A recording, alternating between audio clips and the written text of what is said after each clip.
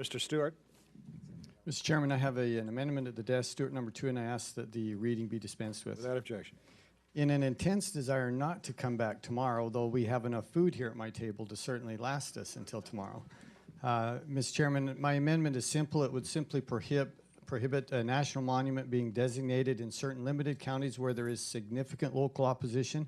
It is similar to an amendment that was passed on the floor last year. It also has the support of the Western Caucus. I want to begin by stating my strong support for our nation's public lands. When I first left the Air Force, I had the opportunity to live virtually anywhere in the country. And I chose to live in Utah partly because of our beautiful public lands there. I love to ski and hike and rock climb. I want to protect these lands and preserve them for my children and grandchildren, as once again I think almost everyone in this room does. Some 20 years ago, one of the largest national monuments was designated in my districts.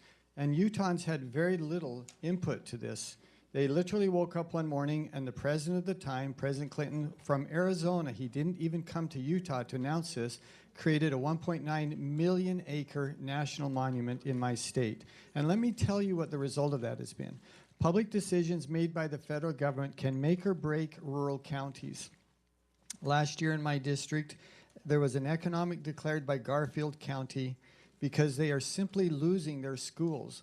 There are so many families that are moving out, they can no longer sustain even one single school. The closest school that the children have to bus to is in some cases an hour and a half away.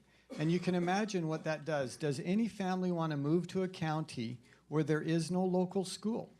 Would any family move to a county where they couldn't educate their children?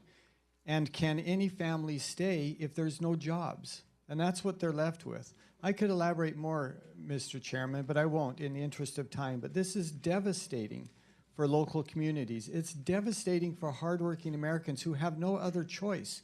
And when these lands are taken from them and every other job is taken from them, and they're promised that tourism will come in and replace that. But you can't support a family working for $12 an hour from May until September. You just can't do it. And all of these other jobs are then taken away from them. It's killing these counties, it's killing jobs, it's killing schools. I would ask for member support and unanimous vote on, or a positive vote on this amendment. Chairman Calvert. I'd like to thank the gentleman for offering this amendment. I would understand his concerns about it. The Antiquities Act provides the president with great latitude to designate national monuments. When it was enacted in 1906, that made sense. I am not sure of that today. In fact, I know it doesn't. If anybody you want to ask somebody's opinion about making monuments, ask Don Young. He'll be happy to fill you in about what happened to Alaska. Ideally, I'd like